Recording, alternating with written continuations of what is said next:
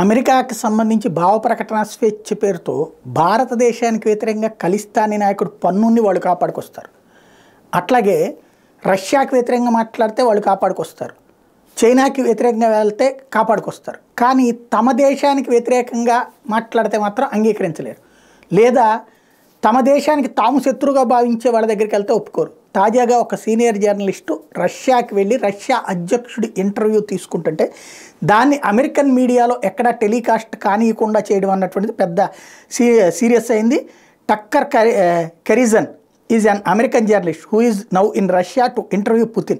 He explains that Biden administration does not want him and team interview Putin to tell truth to America people who are told lies by stupid paid media, keeping them unaware why America is paying money to Zelensky.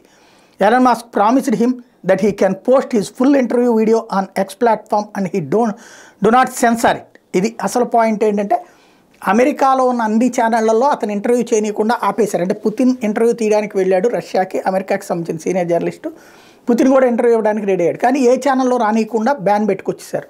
But ఎవరైతే ఇప్పుడు ట్విట్టర్ని ఎక్స్గా పేరు మార్చి కొనుగోలు చేసినటువంటి Elon Musk దాని మీద statement ఇచ్చాడు. అతని ఇచ్చే ఇంటర్వ్యూ ఎట్లాంటి సెన్సార్ లేకుండా పూర్తిగా రిలీజ్ చేస్తామని. కనీసం అట్లాంటి వాళ్ళు ఉండబట్టి ఏమన్నా భావ ప్రకటన అక్కడ బతుకుద్దాము.